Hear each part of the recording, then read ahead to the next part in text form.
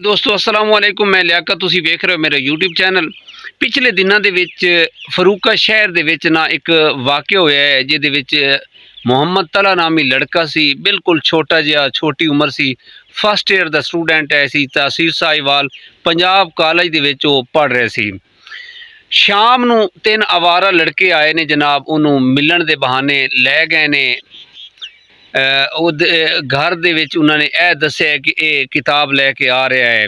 ਅੱਛਾ, ਇਹ ਜਿਹੜੇ ਤਿੰਨ ਲੜਕੇ ਹਨ ਇਹਨਾਂ ਦਾ ਇਹ ਨਾਂ ਸੀ। ਜਿਹੜਾ ਪਹਿਲਾ ਲੜਕਾ ਸੀ ਉਹ दानियाल आमिर, दूसरा लड़के ਦਾ ਨਾਂ ਸੀ अली अफजल और तीसरे ਦਾ ਨਾਂ बिलाल नामी लड़का है ਸੀ जनाब। ਇਹ ਉਸ ਨੂੰ ਲੈ ਗਏ ਨੇ। ਇਹਨਾਂ ਨੇ ਇੱਕ ਦੁਕਾਨ ਤੋਂ ਪੈਟਰੋਲ ਪੰਪ ਦੇ ਨਾਲ ਇੱਕ ਸ਼ਾਪ ਹੈ ਸੀ, ਉੱਥੋਂ ਜਨਾਬ ਇਹਨਾਂ ਨੇ ਬਿਸਕਿਟ ਵਗੈਰਾ, ਬੋਤਲ ਵਗੈਰਾ ਖਰੀਦੀ ਹੈ ਕਿ ਆਓ ਗੱਪਸ਼ਪ ਲੈਂਦੇ ਹਾਂ। ਇਸ ਤਰੀਕੇ ਉਹਨੂੰ ਵਰਗਲਾਇਆ। ਤਲਾ ਨੇ ਬੜੀ ਕੋਸ਼ਿਸ਼ ਕੀਤੀ ਹੈ ਕਿ ਮੈਂ ਪੇਪਰਾਂ ਦੀ ਤਿਆਰੀ ਕਰਨੀ ਹੈ ਤੇ ਤੁਸੀਂ ਇਸ ਤਰ੍ਹਾਂ ਕਰਕੇ ਉਹਨੇ ਟਾਲਾ ਮਾਲਾ ਕੀਤਾ ਹੈ।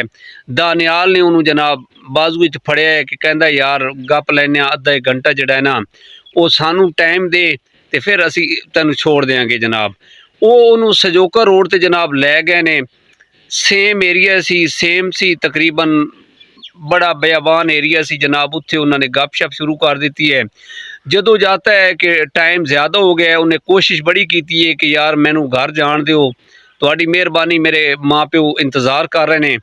तो वो जिहड़ा तला लड़का है सी वो माँ प्यो का कल्ला सी, उहदा कोई भैन भरा नहीं सी, माँ प्यो का इक्को ही लड़का है सी जनाब। तो उन्हें बड़ी कोशिश की है। दानियाल ने उसका बाजू फड़िया है कि जनाब नहीं तू अज साढ़े कोल गपशप ला, फिर पता नहीं टाइम मिलेगा या नहीं मिलेगा, इस तरह के जनाब फिर तेरे पेपर शुरू हो जाने ने। इस तरह करके उन्होंने वरगिलाया कि जनाब। तो उहदे नाल ना उन्होंने जबरी ज्यादती की है, जिनसी ज्यादती की है जनाब। उन्होंने मारिया पिटिया भी है जनाब। तो वो जदों उहदे नाल ज्यादती की गई है, उसकी तबीयत बहुत ज़्यादा ख़राब हो गई है।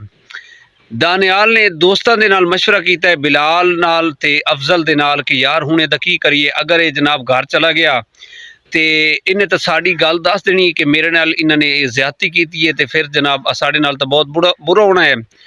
अच्छा, इस जलील बेगैरत नूं समझ ही नहीं आई कि मैं इस बेचारे नाल की कर रहा। तेज़ धार आला लिया उन्हें जनाब, उन्हें उहदी जिहड़ी है गर्दन है, जिहड़ी शाह रग है ना, उन्हें कट दिता है जनाब। तो यकीन करो वक्फे वक्फे दे नाल उस बेचारे दे नाल ज्यादती करते रहे ने।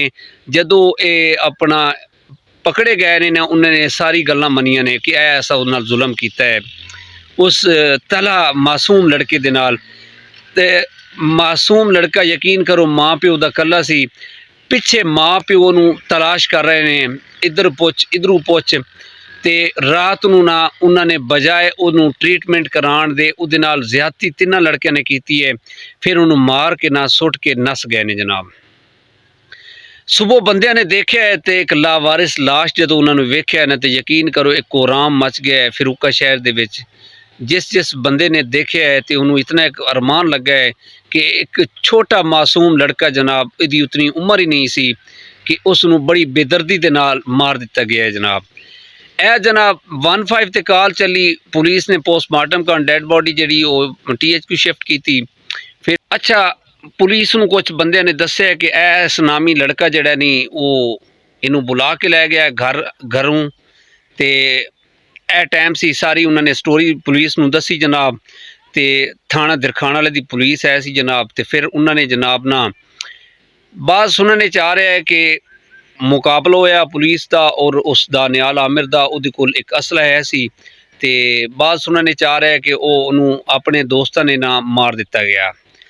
दानियाल आमिर की मौत हो गई। फिर दो जड़े अली अफजल और बिलाल नामी लड़के है सी, उन्होंने पुलिस गिरफ्तार किया जनाब।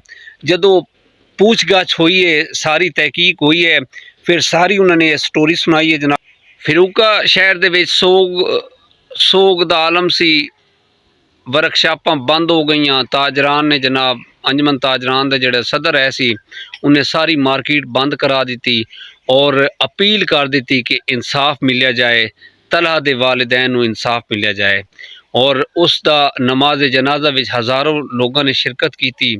और मेरी ये गुजारिश है कि शाम तो बाद या इस तरह के ये लुच्चे लिफंगे यार दोस्त जिन्हां ते शक होवे, इन्हां कोलों अपने बच्चों नूं दूर रखो। यकीन करो ਕਿ ਇਹਨਾਂ ਨੇ ਇੱਕ ਬੇਦਰਦੀ ਨਾਲ ਜਿਸ ਤਰ੍ਹਾਂ ਤਲਾ ਦਾ ਮਰਡਰ ਕੀਤਾ ਹੈ, ਯਕੀਨ ਕਰੋ कि बहुत अफसोस हो रहा है, इंतहाई अफसोस हो रहा है। और अली अफजल और बिलाल नूं भी ये कैफे किरदार तक पहुँचाया जाए और ताकि आने वाले वक्तां विच कोई इस तरह का घिनौनी हरकत कोई बंदा ना करे जिस तरह की इन्होंने एक गलीज हरकत की है, जिस गलती का खमियाजा हुण तला दे माँ प्यो नूं भुगतना पिया है कि उन्हां दा एक लोता बच्चा सी जिन्हां इस अपना बड़ी मुश्किल दे नाल इस स्टेज ते ले आए सी कि वो फस्ट ईयर दे स्टूडेंट ऐसी महंगाई का दौर ऐसी पंजाब कॉलेज दे विच वो बच्चा पढ़ रहा सी, बड़ा लायक बच्चा ऐसी ते इस तरह दे जिहड़े औबाश दरिंदे दोस्त उहदे बड़े ने उन्होंने उन्होंने वरगिला के उहदे नाल ज़्यादती की। ज़्यादती करन तो बाद जनाब उसनूं ख़त्म कर दिता अपने अपने गंदे जिहड़े अपने गुनाह नूं छुपाण कारण। तला दे वालिदैन दे नाल असीं उन्हां दे गम दे विच शामिल हाँ और इस तरह की जिहड़ी गलीज हरकत मेरी SHO साहब थाना दिरखाना वाला नूं अपील है कि इहदे जिहड़े अपना कातिल हैं उन्हां नूं सज़ा इबरतनाक सज़ा मिलनी चाहिए है। जिस तरह दानियाल आमिर नूं सज़ा मिल गई है, इसी तरह इहदे जिहड़े दो दोस्त हैं उन्हां नूं भी इस तरह का कैफे किरदार तक पहुँचाओ ताकि इस तरह की कोई घिनौनी हरकत कोई और बंदा ना करे, कोई और दानियाल आमिर ना पैदा होवे जिस तरह की एक गलत हरकत इन्हां तिन्हां लड़के ने की है और बहुत बड़ा वड्डा जुर्म किया है जिहड़ा नाकाबिले बर्दाश्त है। और इसे पैगाम दे नाल मैनूं इजाज़त दिओ, इंशाअल्लाह मुलाकात होएगी अगले व्लॉग के अंदर। खुदा हाफिज़।